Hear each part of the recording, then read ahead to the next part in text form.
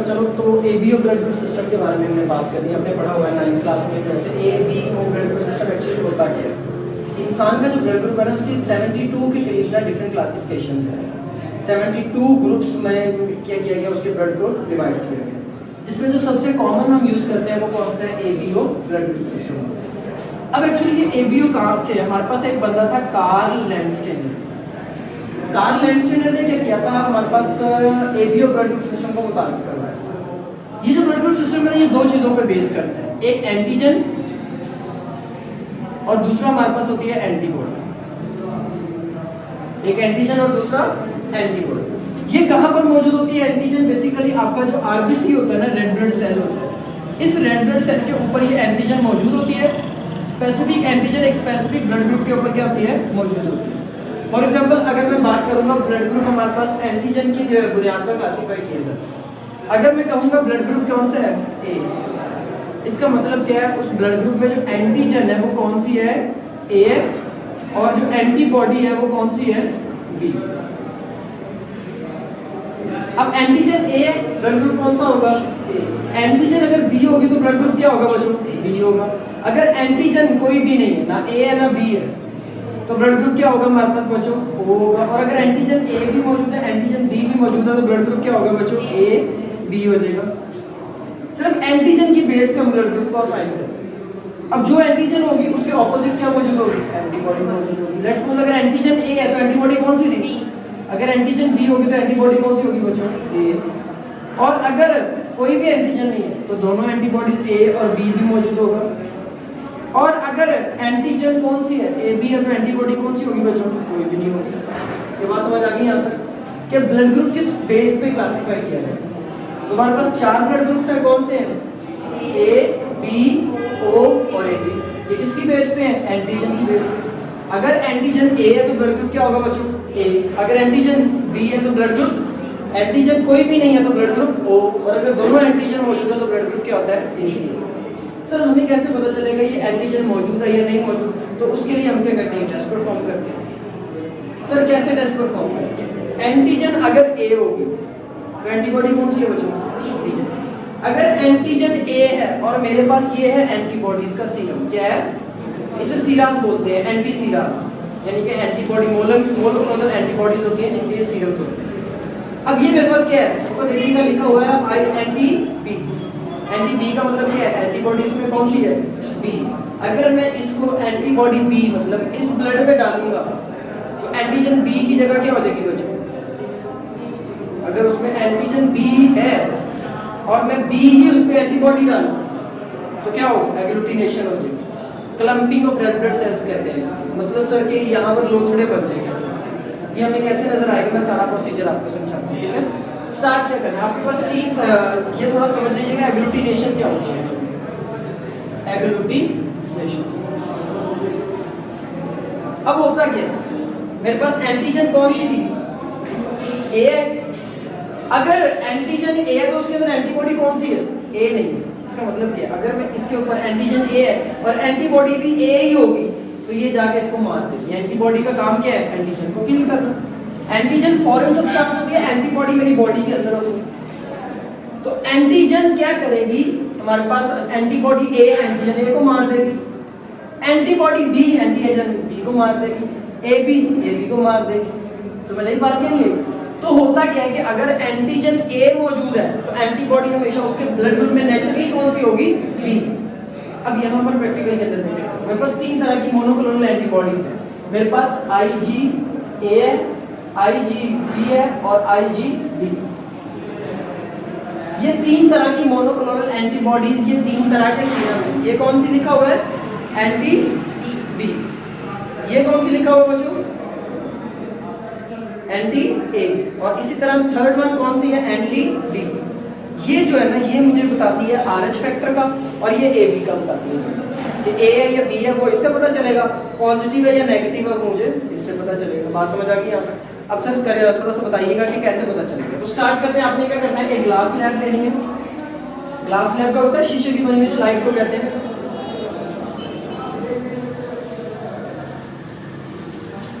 जी सबसे पहले आपने एक ग्लास लैब लेनी है। उसके ऊपर मार्किंग कर लेनी, ए बी और डी। बैक साइड में करनी है, फ्रंट साइड में नहीं करनी। मैंने एक स्लैब ली है, इस स्लैब के ऊपर ये पूरी स्लैब क्लास में मैंने 3 मार्किंग करनी। मैं क्या करूंगा, ए बी डी। मार्किंग नजर आ रही सबको? ये मैंने मार्किंग कर। अब मैंने इसको उल्टा कर दिया, ए बी और डी, इसके अकॉर्डिंगली हो गया। अब आपने क्या करना है, उसको स्लाइड को उल्टा कर लिया। आपने क्या करना है, फिंगर लेनी है, उसको प्रिक करना। प्रिक करने के बाद ब्लड आएगा। आपने क्या करना है, थोड़ा दबा के एक कतरा एक ब्लड का करना है। आपने क्या करना है, ए बी और डी पे तीनों छोड़ के प्लेस कर दिया। आपने क्या किया, यहाँ पर ब्लड को प्लेस कर दिया, ए बी और डी तीनों स्लाइड्स। अब आपने क्या किया, एंटी सिरा लिया। ए पे एंटी सिरा ए डालोगे, बी पे एंटी सिरा बी डालोगे और डी पे एंटी सिरा डी डालोगे। समझ यहाँ तक बात? यहाँ तक क्लियर हो गया कि एंटी सिरा ऐड कर। अब एंटी सिरा ऐड करने के बाद अगला काम क्या करोगे बच्चों, आप ये पिक लोगे, इसे मिक्स कर दो ताकि एंटी सिरा ब्लड के साथ अच्छी तरह क्या हो जाए, मिक्स हो जाए। मिक्स करने के बाद आपने थोड़ी देर के लिए रखना, 2 to 3 minute, generally 5 to 7 minutes के अंदर हो जाता है। आपने क्या करना, उसको प्लेस कर देना और वेट करना।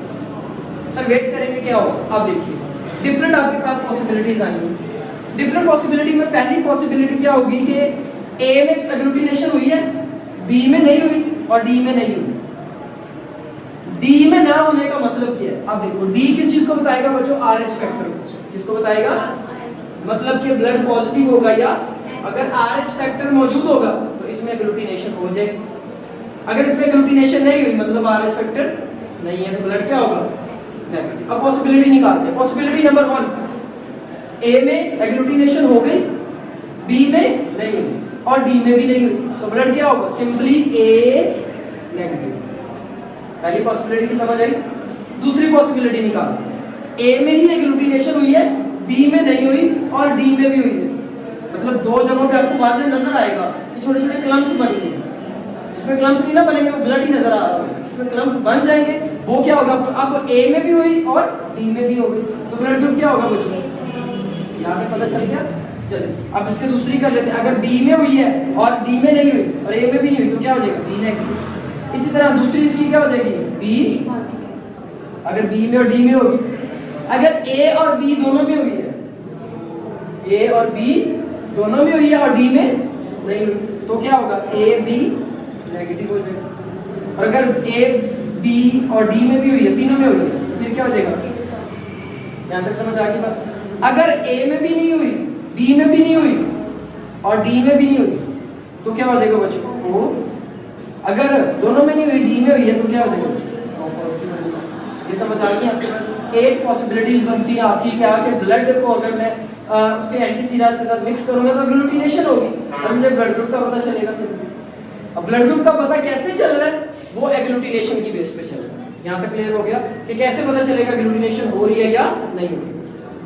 अब ये चेक करने का मकसद क्या है, मकसद यही है कि हम कौन सा ब्लड ग्रुप किसको दे सकते हैं। मैंने देखने आया, मुझे चोट लगी है, किसी बंदे को चोट लगी, मैंने अपना ब्लड देना है, तो मैं क्या करवाता हूँ, स्क्रीनिंग करवाता हूँ। उससे पहले ब्लड ग्रुप की स्क्रीनिंग करवाता हूँ और क्रॉस मैच करवाता हूँ ताकि मेरा ब्लड ग्रुप जो है दूसरे को देना सही है या नहीं। अब कौन सा ब्लड ग्रुप किसको दिया जा सकता है ये भी पता होना चाहिए आपको। तो बेसिकली हम क्या करते हैं, टेबल बनाते हैं। उसमें हमारे पास क्या है, ए ब्लड ग्रुप है, बी है, ए बी है और ओ है। इस तरह आप क्या करें, ग्राफ बना ले, ए बी और ओ। यहाँ पर आपके पास दूसरा क्या आ जाएगा, ए बी ओ। क्या ए ब्लड ग्रुप ए को दिया जा सकता है, जी बिल्कुल दिया जा सकता है। क्या ए ब्लड ग्रुप बी को दिया जा सकता है, नहीं दिया जा सकता। ए बी को दिया जा सकता है, हाँ दिया जा सकता है। क्यों, जो ए ब्लड ग्रुप है वो ए बी को दिया जा सकता, ओ को, क्योंकि इसमें कोई भी एंटीबॉडी नहीं होगी। एंटीजन दोनों है, एंटीबॉडी नहीं है, एंटीबॉडी नहीं होगी मारेगा नहीं को। अब क्या बी ब्लड ग्रुप ए को दिया जा सकता है, नहीं। बी को दिया जा सकता है, ए बी को दिया जा सकता है, ओ को। A B blood group A को दिया जा सकता है, नहीं। A B blood group B को दिया जा सकता है, नहीं। सर क्यों नहीं दी? एंटीजन ए और एंटीजन बी है, अगर ए को दूंगा तो उसमें एंटीबॉडी बी होगी, अगर बी को दूंगा तो उसमें एंटीबॉडी ए होगी। इसी तरह क्या A B blood group A B को दिया जा सकता है? जी हाँ दिया जा सकता है। A B blood group O को दिया जा सकता है।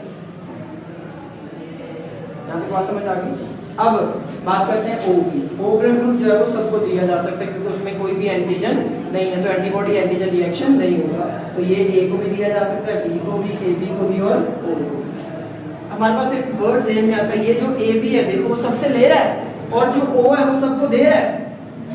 तो ए को हम बोलते हैं यूनिवर्सल रेसिपिएंट। क्या बोलते हैं? रेसिपिएंट का मतलब क्या है? रिसीव करने वाला। और जो ओ है वो सबको दे रहा है, तो इसको मैं वर्ड दे सकता हूँ universal donor. Universal donor, universal donor सबको दे रहा है, यूनिवर्सल रेसिपिएंट सबसे रिसीव कर रहा है। ये एबीओ ब्लड ग्रुप टाइप की बेस पे, पॉजिटिव और नेगेटिव बाद में आएगा। ए पॉजिटिव सिर्फ ए पॉजिटिव को दे सकता है या ए बी पॉजिटिव को दिया जा सकता है, नेगेटिव को नहीं। नेगेटिव अगर क्रॉस हमने ट्रांसफ्यूजन कर दी, ऐसी ट्रांसफ्यूजन जिसमें हमने क्या किया, ए का ब्लड ग्रुप बी को लगा दिया, अब क्या होगा?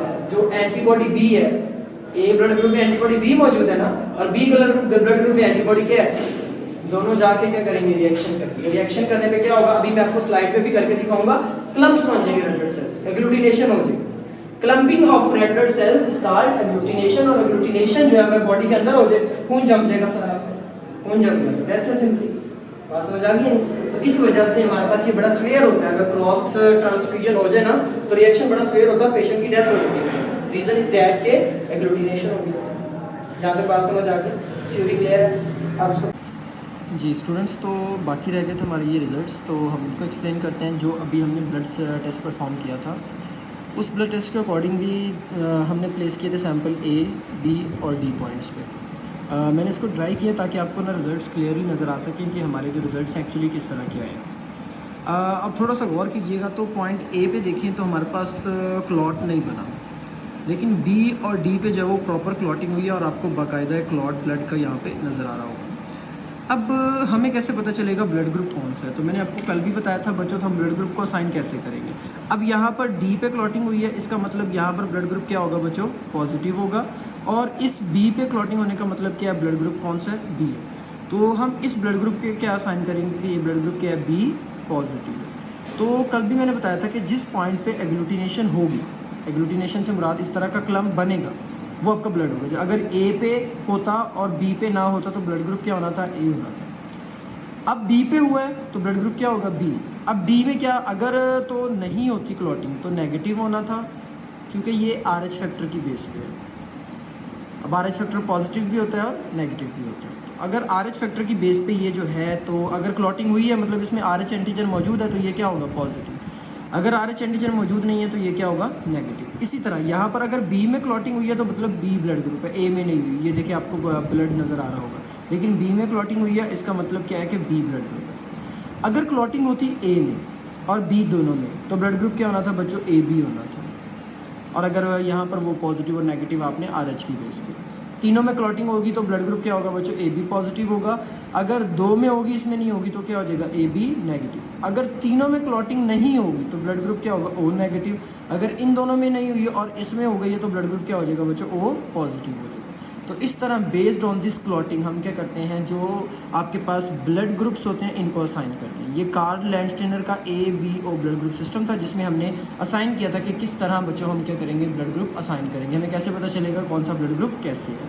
तो अगर ए में क्लॉटिंग होती है, बी में नहीं होती और डी में होती है तो ए पॉजिटिव हो जाएगा। अगर ए में होती है, बी में नहीं होती और डी में भी नहीं होती तो ए नेगेटिव हो जाएगा। तो इस तरह हमने बेस्ड ऑन देयर क्लॉटिंग हम क्या करते हैं? असेस करते हैं कि ब्लड ग्रुप कौन सा है। उम्मीद करता हूँ बच्चों आपको समझ आई होगी। जज़ाकल्लाह।